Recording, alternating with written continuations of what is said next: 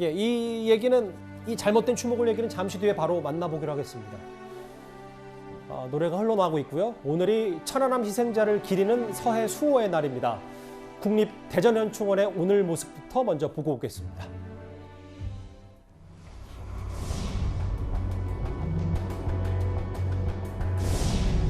대한민국은 한치의 무력 도발도 절대 용납하지 않을 것이며 어떠한 상황에서도 한반도의 평화를 반드시 수호할 것입니다.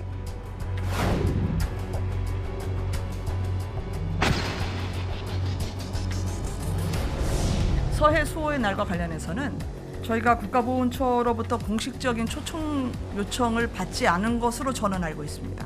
조금 더 확인 작업을 제가 거쳐야 하겠지만 순국하신 장병들의 모욕에 저희가 조화를 보내는 것으로 대신하고요.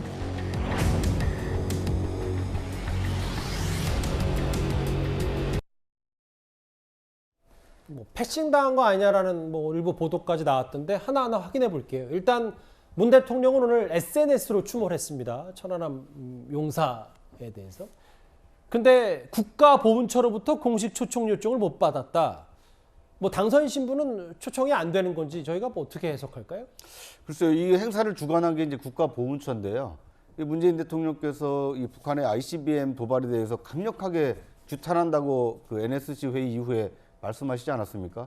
오늘 같은 날, 이 서해 이 수호의 날에 직접 참석하셔서 이 북한 그 ICBM 도발에 대해서 더 강력한 목소리로 규탄을 하셨으면 어땠을까 하는 좀 아쉬움이 남고요. 또 한 가지 아쉬운 대목은 이제 앞으로 군 통수권자가 될 사람이 윤석열 대통령 당선인인데 오늘같이 이 뜻깊은 날에 이 국가보훈처가 공식 초청을 하지 않아서 참석을 못했다. 과연 이래도 되는 것인가? 우리나라 국가안보가 지금 어떻게 보면 굉장히 이 누란지위에 있는 굉장히 엄중한 상황인데 앞으로 군 통수권자가 될 사람을 공식 초청해서 앞으로 어떻게 국가를 수호할 것인지 그 굳은 의지를 일부러라도 초청해서 들어야 되는 상황인데 초청을 하지 않았다. 이런 주최 측의 좀 미흡함 이런 것을 좀 아쉬운 대목이 아닐 수가 없습니다. 문재인 대통령 대신 김부겸 전 국무총리가 참석을 했고 윤 당선인은 어쨌든 여러 절차적 이유로 참석하지 못했습니다. 근데 이현정 의원님, 네. 오늘 김부겸 총리도 여러 추념을 하고 고인들의 넋을 길었는데 이 자리에서 특히 이준석 대표와 박지원 공동비대위원장이 처음으로 공식석상에서 만난 자리여서 또 여러 해석들이 좀 나왔었더라고요. 그러니까 20대 여성 이제 이 여당 지금 비대위원장, 공동비대위원장과 30대 제1야당의 지금 대표가 이제 이 행사에서 처음으로 맞닥뜨려졌고 또 그 전에도 사실 이제 이 SNS 등을 통해서 서로 아주 날카로운 비방전을 많이 벌였습니다. 특히 이제 박지원 위원장 같은 경우는 이준석 대표의 정치할 자격이 없다 등등 이야기를 했고 또 이제 이준석 대표도 상당히 이제 이런 부분에 대한 좀 비판도 한 적이 있고 앞으로 아마 이제 이 20대와 30대가 우리 정치의 어떤 면에서 보면 이제 중심에 서 있는 것 같은데 서로 좀 굉장히 좀 날카로운 모습을 많이 보이는 것 같아요. 예. 그런 면에서는 앞으로 우리가 이제 보는 장면이 많이 달라질 것 같습니다. 이것이 또 우리 정치에 어떠한 또 변화가 있을지 좀 더 지켜봐야 될 것 같습니다. 박지원 비대위원장이 어제 한 언론 인터뷰에서 정치는 성품이 중요한데 이준석 대표는 조금 부족해 보인다.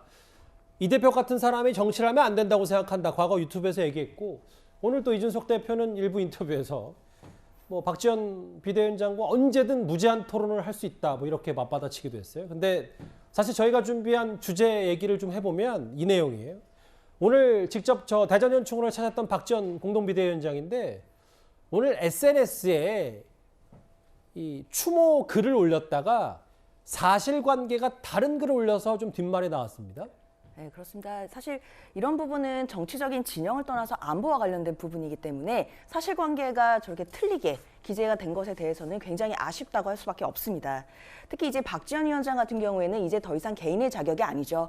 이제 민주당의 비대위원장으로서 한마디 한마디 그리고 행동 하나하나가 어떤 비대위원장으로서의 행보가 되는 것입니다. 그렇다면 저런 메시지 하나하나에도 당연히 조심해야 되고 주의를 기울여야 하는 것인데 사실 어이없는 실수였다고 할 수밖에 없습니다. 그래서 예. 저런 부분은 앞으로 본인이 좀 더 가다듬어서 잘 해야만 본인의 앞으로의 행보에 방해가 되지 않을 것입니다.